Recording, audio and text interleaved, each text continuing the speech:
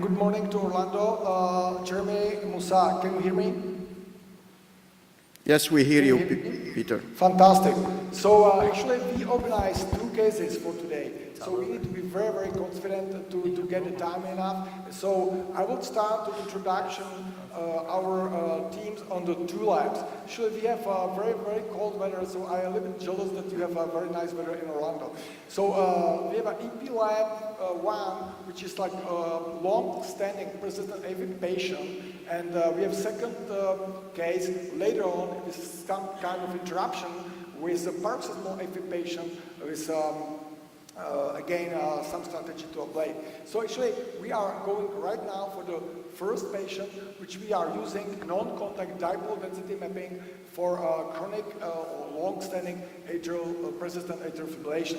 So this is a 60-year-old male with arterial hypertension, and also got embolized June 2010, and his CHET VASC score is like 4. And actually, atrial fibrillation was diagnosed just after the embolization. So we did proceed PV isolation, because at that time, 2011, was clearly paroxysmal AF.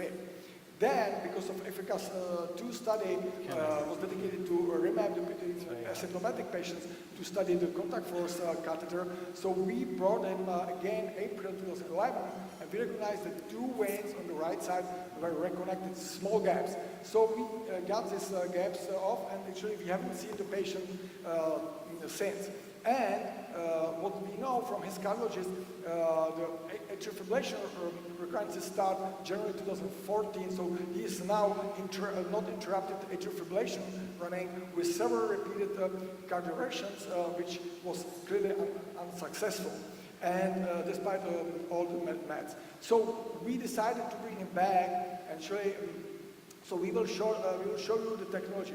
I mean, Vivek Reddy is now ready. Vivek Reddy is ready to show you the principle of the dipole density mapping system. Vivek, are you ready with the slides? Yep, sure, Peter. Just 1 second. We're going to bring up the slides. Actually, you can appreciate that it's still visible, the CT, because I have no feedback from Orlando. So actually, we show you common left from CT reconstruction. So it's common left and 2 right veins. Actually, left is still isolated, so I will tell you the story more. So Vivek, are you ready? Yeah, I'm going to go ahead. So this particular case is going to involve using a dipole density non-contact mapping system. So if we go to the next slide. This particular system has several components. Again, the purpose of this, it's called the ACQ map or AccuMap system. It allows non-contact mapping. It also has the capability of geometric reconstruction. So it uses ultrasound, as you'll see on the catheter, uses multiple ultrasound crystals to create the left atrial pulmonary vein anatomy. In terms of the actual electrical mapping, you can either do the sort of standard voltage mapping, again, non-contact voltage mapping, or dipole density mapping, and I'll speak briefly to that. Then, as we'll see, once the map is created, we can create these propagation maps that look at the leading wavefront of activation. I'll show you a few examples. This allows one to decide where to deliver their energy, and after ablation, you can reacquire maps to see if you've had an effect on the particular substrate that you're trying to target. Next slide, please. So this is the catheter itself. As you see, it's a basket-like catheter. It's introduced into the left atrium through a 10 French sheath. You can see that it's a 25 millimeter basket. It has 6 splines. Each of the splines has 8 engineered electrodes, and each of those electrodes has an ultrasound crystal as well as an ability to detect electrical activity. So the local electrical activity is then, of course, used to calculate the far field or the contact or the non-contact map. The information is acquired quite rapidly. As you can see, over 100,000 ultrasound points are acquired per minute during the anatomical reconstruction, which I'll show you in a second, as well as, I guess, 150,000 unipolar voltage samples per second. Next slide. So this is an example of the the anatomical reconstruction. So the idea is to put the basket in the chamber of interest, here the left atrium, and basically let it sit there and make small rotations to allow it to use the ultrasound information to create a surface reconstruction. Now this, what you're seeing, is shown at 2x speed. But as you see, as it's slowly manipulated, rotated, again, non-contact, so the catheter is not touching tissue, it's just simply floating in the chamber, and this anatomy is slowly reconstructed. And ultimately, what you'll see, of course, is the information, the line of sight is important. So you'll get the chamber anatomy, you'll get an impression of where the ostia of the pulmonary veins are. Of course, you don't see that far into the pulmonary veins unless you happen to have a direct view. And I'll let this run for a few more seconds, and hopefully it'll finish. So as it's collecting, you can see all the little surface mesh points that are being created. And then ultimately, that's the anatomy that we get. Next slide, please.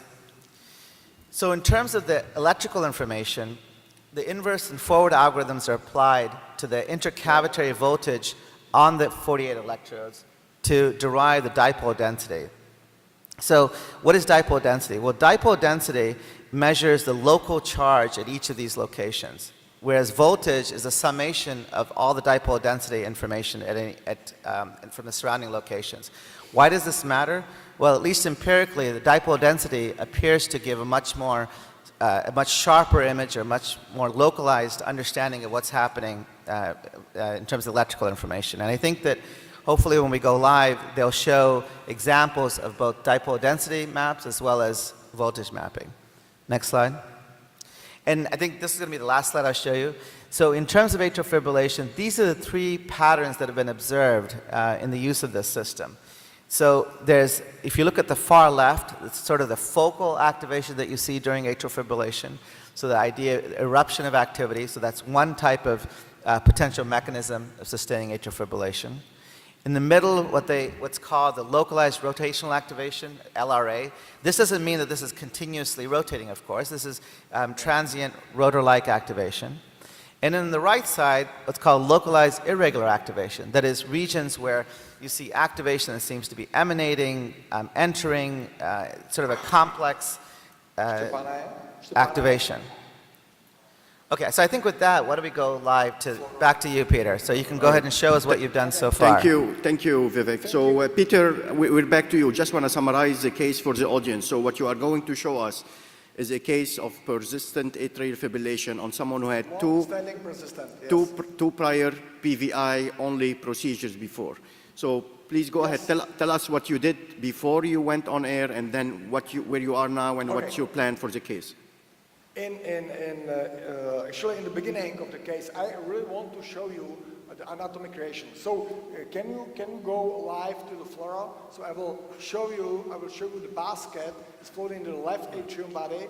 We have also reference catheter in azygos vein, and we have also CS catheters, which is like some kind of important for us for this case. And actually, what we started to do, actually we can go for eyes, because on eyes the basket catheter is very nice, the visual is used very nice. So I will show you briefly what we can do in terms of anatomic creation. So Graydon, can you start collecting the data? So as Vivek showed you, well, we immediately started to take all this over 100,000 points.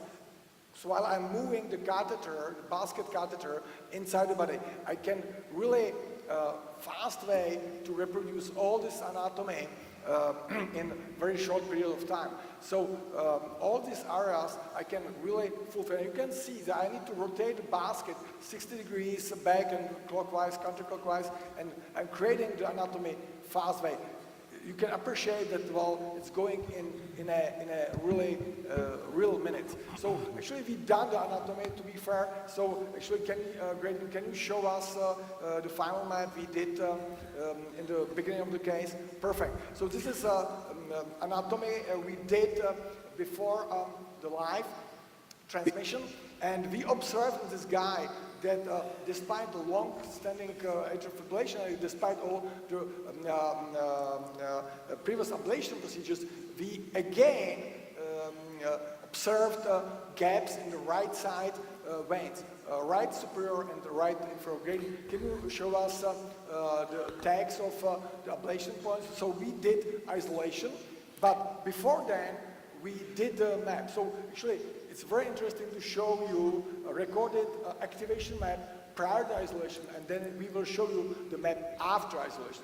Please, can you go for activation map right now? And we will be focused just on the activation. So I'm sorry, Peter, I'm just going to interrupt for a second. So what you're going to show us now is what the baseline activation map looked like before any ablation, as well as after you re-isolated the right pulmonary veins, what the repeat map looks like, right?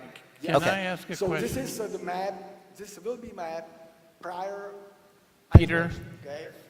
And look at, we are showing you the left atrium from anterior view and from PA view, okay?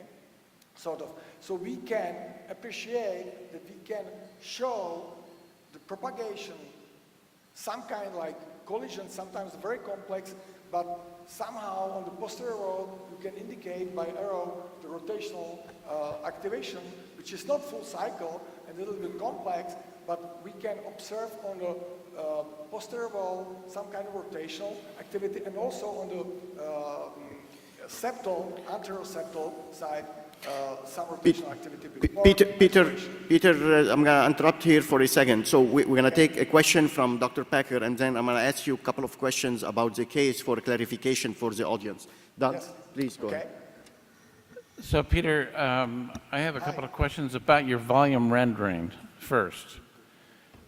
So when you created that geometry and you've rendered it, is that done exclusively with the ultrasound range finding, kind of like RPM, or is some of that impedance matching, more like ESI? Let me just to move things along. So this is all based on ultrasound. None of this is impedance based. Okay. So all of the volume, the geometric is based on that. Including now the registration that we're seeing under the surface of the volume rendered left No, atrium. so the localization of the basket is based on impedance.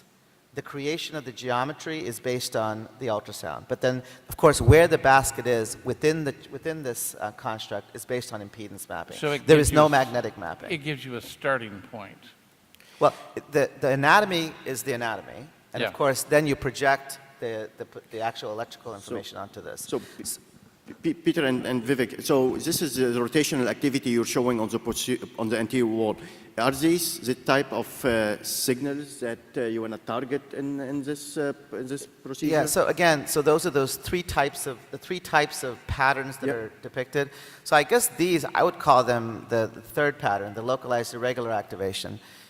So you see something there, as Peter pointed out, anteriorly on the left image, where those nice circles are, as well as posteriorly. And something maybe on the roof. I can't see the roof very well. So, but- you know, this is an important case. Just for the sake of time, I want to make sure we get some educational value from it. So he isolated the pulmonary veins already, or you are going to do Yes. that? No, this is the baseline map before PV re-isolation. Musa, this is the baseline map. We didn't ablate anything. This is like really prior to isolation. Can you hear me? So it's a good time to go to show you the next map Yeah. with after isolation, okay? So let's go for the post-isolation map, which probably will show you the consistency of the mapping.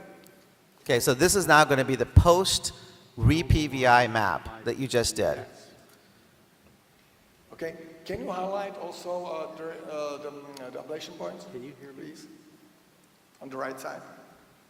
So again, in the left image, we still see something anteriorly. It looks like there's still this region. Look at, and Vivek, look at the posterior wall, okay? Look at the posterior wall, okay? Again, it's very consistent with the previous map.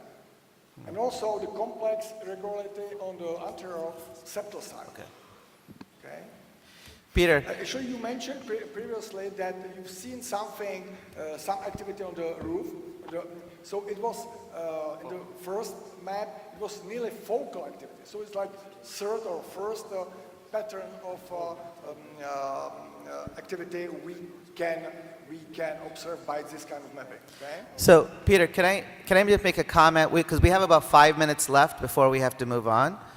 So, yeah, let's do that. So, let me just make a comment, and if you could comment on whether that's your observation. It seems to me that the anterior region in the left image, you seem to have that the LIA, the irregular activation perhaps. Yes. And then posteriorly, you again seem to have that rotational-like area that seems to be reasonably conserved compared to the first image, compared to the pre-isolation map.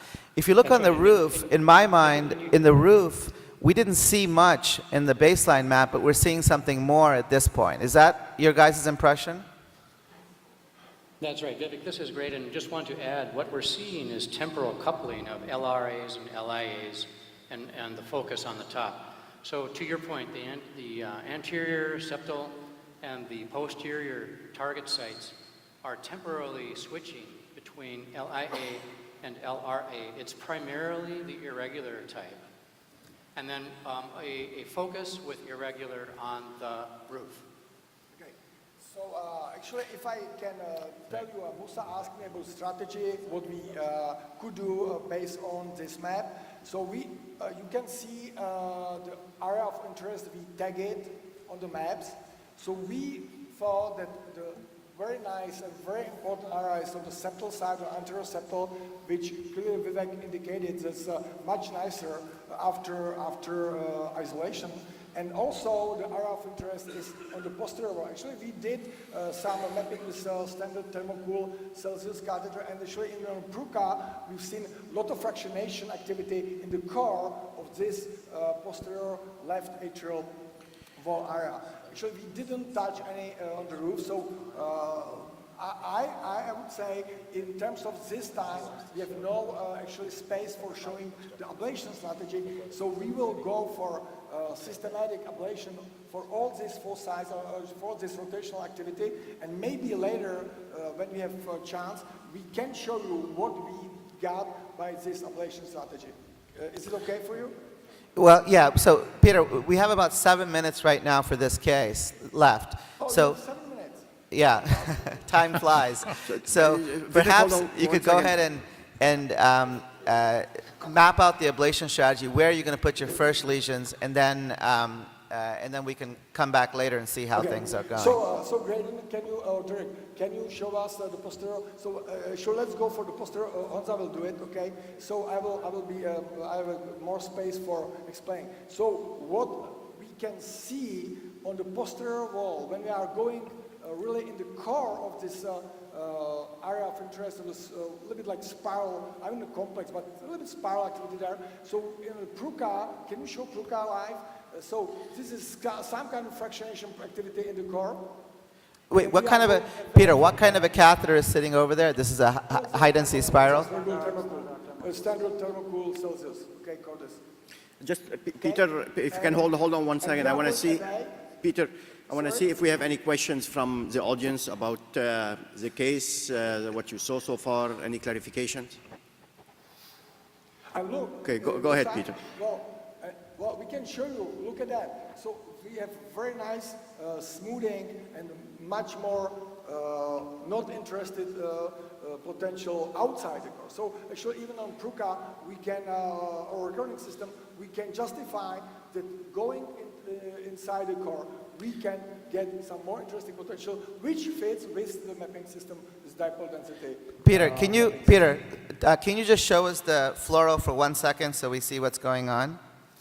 Yes. This is LAO just about... Okay. This LAO basket is in the central. I mean, we can a little bit get away. And the catheter, ablation catheter is sitting, going to the posterior wall. And then shows the Pruka again? Like posterior and inferior, okay? Okay, if we could go back to the... Pruka. I see. So those are the localized electrograms that you're seeing on the green catheter, consistent with the area that seemed somewhat interesting on the posterior wall. Is that correct? Look, outside. Look, Honza, go outside. Look, it's perfect organized. outside. It's very organized, and go inside the core. And look at the more fractionation and absolutely complex That's just interesting. We have about 5 minutes left. Can you burn that and see what happens? So can we, well, Vivek, so Can you ablate for this us, thing? can we go for static ablation here? Because I really want to get here the first side of ablation. Vivek? Yeah, please, go ahead and start. Go ahead.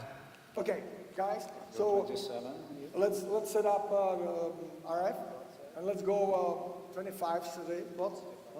Okay, 25, go. Because I think for us, what'll be interesting is to see after you make a few lesions at this point, to reacquire a map, and let's see what this looks like after you've modified this. Actually, we need to, Vivek, we need to fulfill all the area. Actually, we did several patients this week. After a slight interruption, we didn't touch the catheter or this basket a little bit like half a year. So they really get a big progress. I mean, in terms of activation and showing us the rotational principle, it's much more intuitive right now than before. So actually, they spend a lot of efforts to really get the system clinically useful. Peter, Actually, while also the catheter is touching the anatomy, so you can appreciate that we can, even the Celsius catheter, we can visualize on the surface getting to the posterior wall. So when Honza is touching the wall, it's clearly verified on the system. So it's an answer for Dag when he asked for the anatomy creation, that the ultrasound, the M-mode ultrasound, is very, very specific. Actually, we did several patients in the beginning, like 2014, to validate the anatomy, and we fit with TTs pre-done by 1.8 millimeters. So it was Peter. very, very fine-tuned. Yeah, so let me, so this was Peter, I just want to, Vivek, I'm going to make a quick comment. So, Peter, we're going to be off air when I leave you in about 2 minutes. So you will continue burning and we may get back to you for a few minutes. But I have one question before we leave. So we saw about 3 of these rotational areas on this map. Is this the typical number that you see in patients? Actually, excellent question, Musa. Because you know from FIRM and CONFIRM and from Panoramica that all this rotational activity are described like in like 2 to 5 to 4 sites. We usually this week observe really like for chronic AFib patients 2, 3 sites, not more. Actually, we couldn't see more than 3. So Peter is very, very exciting and new. So we're going to leave now. We'll come back to you.